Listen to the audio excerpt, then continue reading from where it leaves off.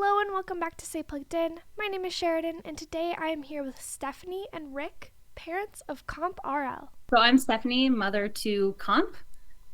I'm Rick, father to Comp RL. And so Comp he's taken the semester off, but he has been playing Rocket League for 7 or 9 years. Since it came out, he's been playing Rocket League. And then a couple years ago, he started at college playing Rocket League while still playing on his own. But he did a bit of college. And what else did he do? He's done a lot. Yeah. I mean, when it comes to the esports realm of it, I mean, he's been playing video games since I can remember. Since I he was mean, 2. about 2 years old. I mean, as a father, it was one of those things. You have a child and you buy him toys that you want to play with, and he started playing games a lot better than myself and beating me and beating our friends. Even they'd come over to the house, and he was known as that wonder child with video games. It didn't matter if it was Halo or NHL, and of course that morphed into PC gaming, which got into esports, and that's what we know of him today. Yeah, and are you guys gamers as well, or I through am not. him you kind of like learned a little bit about gaming, would you say? I definitely learned about gaming through Comp. I did a little bit of gaming myself, but nothing like him. I actually started picking up and playing some Rocket League because of Comp, right? Didn't touch the game before that. Yeah, and so how did he kind of approach or bring the idea of college esports to you both? So during COVID, while he was at home, he was taking like a gap year once he finished high school. And of course, that's the year COVID started. And I remember him coming to us one day and he was like, "Oh, I got this like opportunity to go to college in Ontario. We live in Alberta, Canada, and it's like scholarship for playing esports and like all these things." And he was really excited about it. And he found it through Twitter, I believe it was. He put a post out on Twitter that he was looking for college, and we had no idea that he did that. So we were kind of skeptical. Yeah, very skeptical because we never heard of kids going to college on scholarship and playing video games. So that's how he got introduced to going to college that way. And of course, we got more information from him and looked over all the paperwork that he received and kind of just was like, yeah, go for it, go do it. And you get to play the sport you love and you're getting an education all at the same time. Yeah, absolutely. That's awesome. And hearing that you were skeptical, but seeing those like official documents kind of helped change your minds a little bit, would you say? Oh, for sure. Definitely seeing that there was guidelines and requirements and seeing the fact that they're actually in school to get an education at the same time. So it wasn't just there playing video games. So it definitely helped having all the official paperwork presented to us. And also seeing into the deeper world of what esports was, because when we got into it, I mean, we just seen our son locked into his room playing video games constantly and not seeing the effort he actually put into it and the grind he put into it. And it's such a toxic world as well. I mean, even the mental part of playing esports is very much like traditional sports. The difference is that in a traditional sport, once the game was over, the game was over. You weren't competing anymore. With esports, though, you never got away from the social media aspect of it, which made mental game being most important of it all, being able to handle the toxicity of what esports really is and the internet as a whole, because now you're talking about that bullying aspect happening in the game, outside of the game, and just having such thick skin and being able to fail so many times before even success was even part of it. Because I mean, when you're playing a traditional sport, you have a tournament that happens and you win or you lose, and then you practice and then that happens again, but they may be weeks apart. But with esports, they could be hours apart because there's so many different tournaments and so many different levels, and you're not getting to join up with a team as per se that was picked from people and different practice. It's from who you know in the industry itself, and trying to team up, and you're almost your own manager and trying to figure out who you're actually going to align with and then compete against. It's crazy, honestly. There's a lot to it. It's very impressive.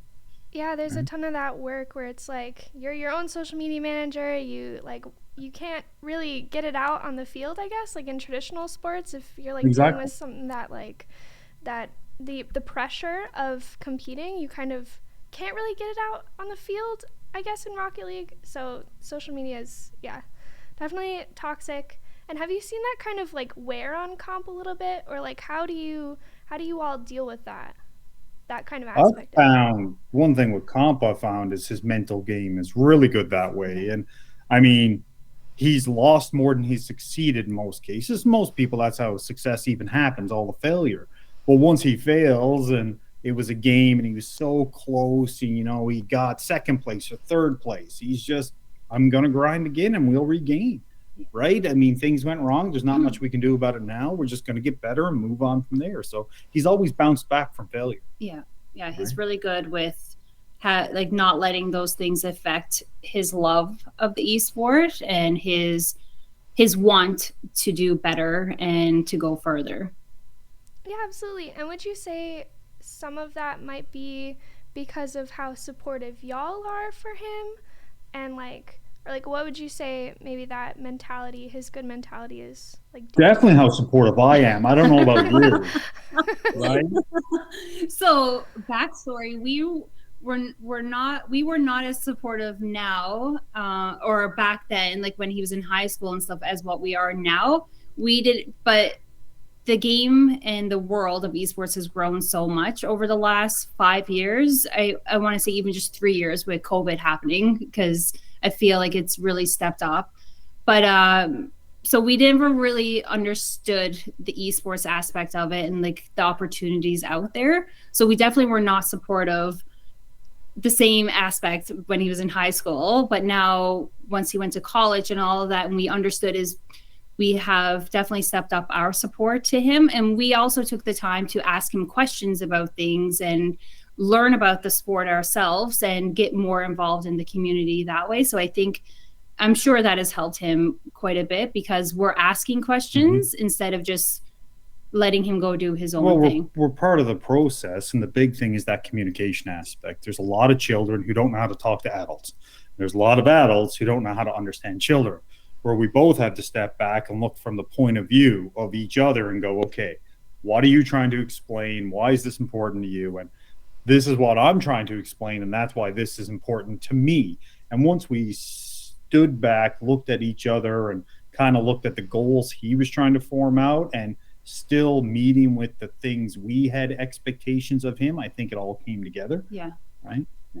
Definitely. And you mentioned the support that you show towards him now. What does that support look like? I know y'all are super active on Twitter. Well, I mean, right now. Wearing his merch. We're wearing his merch. We got jerseys. I got more esports jerseys than I have traditional sports jerseys. Yeah. You know, his Commonwealth Games, Keanu. You know, the list goes on with the different type of merchandise we're after buying over the time. Parabellum. Yeah, Parabellum itself. Twitch. I mean, we're constantly on Twitch. As you can tell, it's in the background right now. I mean, that's the recording from College Carball last week, but we'll be watching this week as well, even though he's not even doing it right now.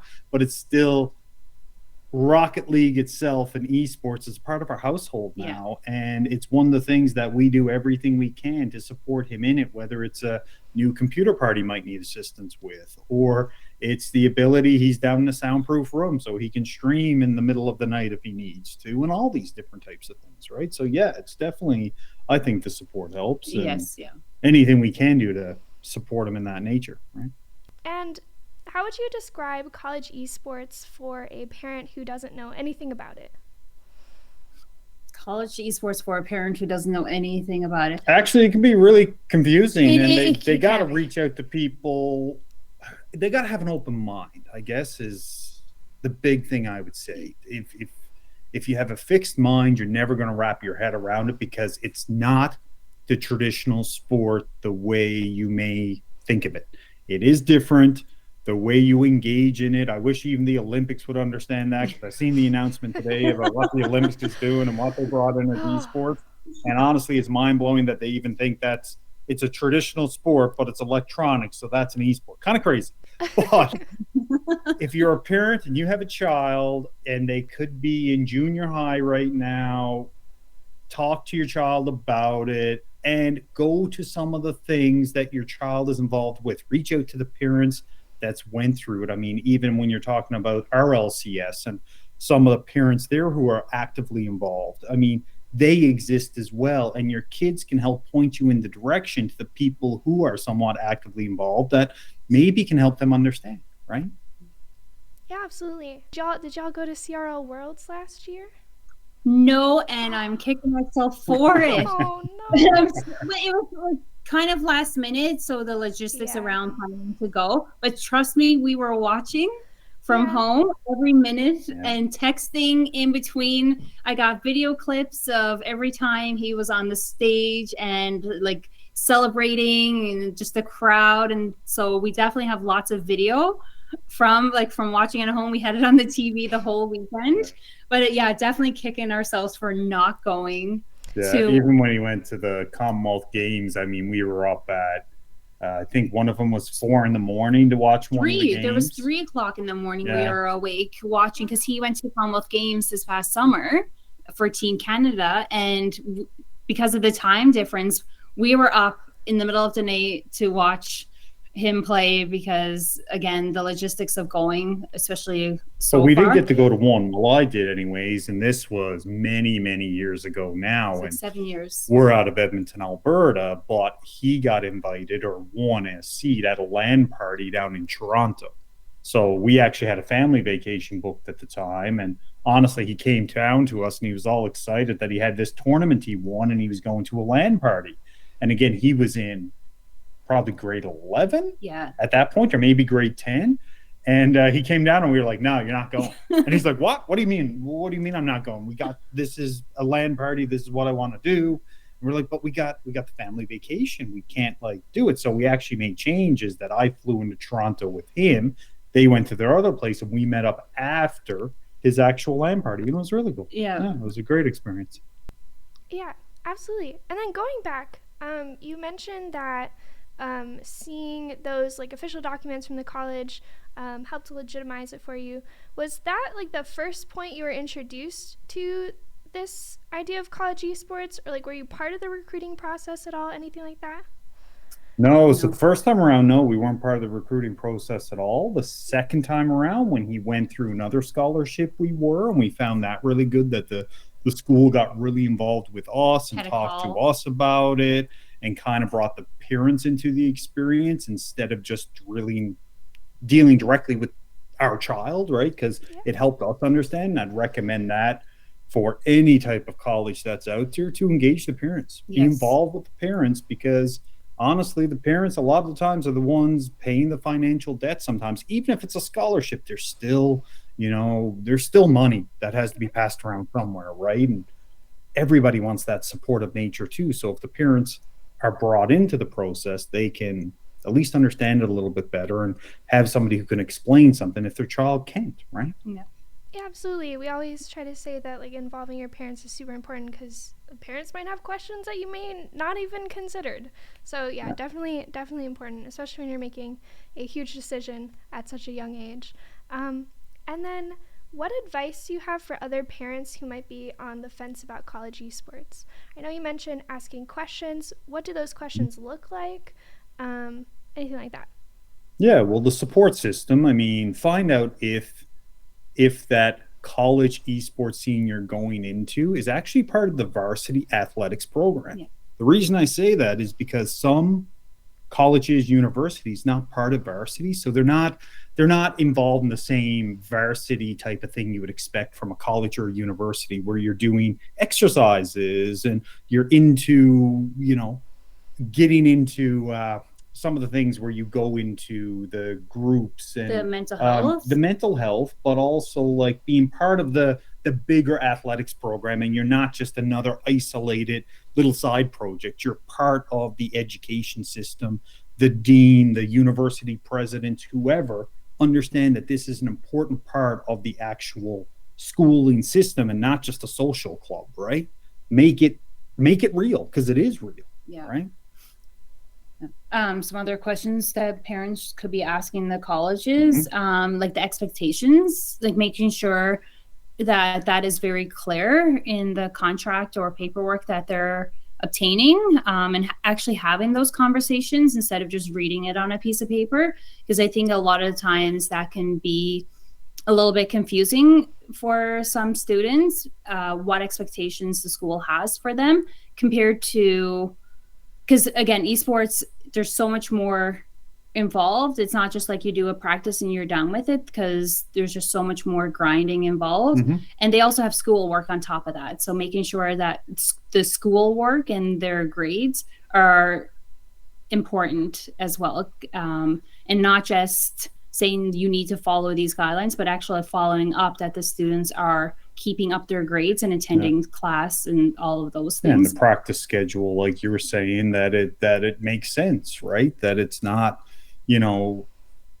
these young adults have lives outside of this as well. They have an education, they have their sport they're doing, and then they also have their social life. And is there enough time to balance that out? And what's that support system look like? Do they have a good support system, not just at home, but with that school that they're involved with? Because it's just like in real life, when you go to work, you work for a company, but you also work with a management structure. And do you want to work with that management structure? Because a lot of people end up quitting management and not always quitting that actual job or role. And the same thing applies in everything in life. And I think that needs to be instilled in the students as they're going through this process, and that's where the parents can help out with that. And it's also making sure before you sign up to a school that the course that the student is going to be signing up to is one that they actually want to, because I know in Canada there's not a lot of esports teams and scholarships available to kids. So a lot of times they're just going to school so they can play the game, and they're just doing whatever course. But at the end of the day, the reason why you're going to college is to get an education. Yes, you're still playing the sport, but making sure that that school, besides playing on the video, like the esports, that it's a good fit for the education side. You can do something with course in the end, and you're not just there for going to school to play video games, because then parents will start to see that too, and they will look at it just as a video game, then not that progression forward. Yeah, absolutely. Students definitely need to keep in mind their future after college as well. That's the most important goal. Not everyone's going to go pro, and even if you do go pro, what do you do next? So that's super important. And there can be content creation. There's more to this sport than just competing in it too, right? Yeah, I love to, I interview a lot of college esports coaches as well, and I love to ask them, like, what support do you have for students who want to do content? Like, how do you help them with that? So that's super important. There's more than just being a pro. You can be a social media manager like me, Yeah, exactly. And that's one thing I did not realize how much more there is to esports and the opportunities out there. Like in the last year and a half, I've learned so much about all the different. Well, we got our own favorite casters, like Lemon Kiwi and Taco and Volleyball and Seb, and I mean we're constantly like, oh well, we can't wait for this person to cast and this and that, and then we're following them on Twitch, and Oh yeah, I love the casters. They're great. Such a great group of people. And then what advice do you have for parents who like might be hesitant about esports? Like, what advice do you have for them engaging with their child, asking questions, learning about the esport, anything like that? Take it easy. I mean, we all get heated, and especially when we're talking a parent to a child and a child to a parent, sometimes we're not as easygoing as if we were talking to a stranger on the street, right? Because you have other things. I mean, we give birth to our child, and most people have, or they had them from an early age, and they think of them differently. But don't think of them differently. Have it as if you were having a conversation. Keep that open mind. realize that you could be either crushing their dreams or paving the way for them to be the thing they always wanted to be. And just remember, you were a child at one point as well, and you had dreams, and whether you were happy fulfilling those dreams or not, why not? Because honestly, we talk to a lot of people because we're very open about our son and esports, and we're really proud of it. Same as we're happy with our other child and the traditional sports she does from a cheerleading aspect, and that's what she's into, competitive cheer. And the amount of people we talk to about esports, and they're like, oh my God, that's the thing I always wanted to do. I dreamed of being a professional esports, because we grew up in an age where video games were a thing. I mean, our age group was when Nintendo, Sega, Sony, the list went on when gaming really started to become an industry. And every young man, a lot of young women were like, oh my God, that's the thing I always wanted to do. So just remember that may be the thing your child always wanted to do, and try to help as much as you can, because if not, they're still going to do it. But there's going to be fighting and screaming and yelling, and nobody's going to be happy in the end. Make sure they're safe and sound, but there's a lot of worse things they could be doing if they're stuck in a room playing video games, because we've seen it a bunch of times on Twitter. When we put up something, they're like, oh, it's destroying people's minds. And it's like, why? Our son has made international connections, and I mean it. That's the big thing I've noticed, that esports is not an isolation of a sport. You're actually talking with people from all over the world, and you're developing friendships. And that's one thing that I think a lot of parents don't understand when it comes to esports, is that their child is actually developing friendships and in the real world and in the virtual world. Exactly. But they meet together. Like Josh has went to the RLCS championships. He's going to San Diego. He's going down there. He's got all of his content creation buddies he goes down with, as well as last year he got to go to the US twice. No, 3 times actually.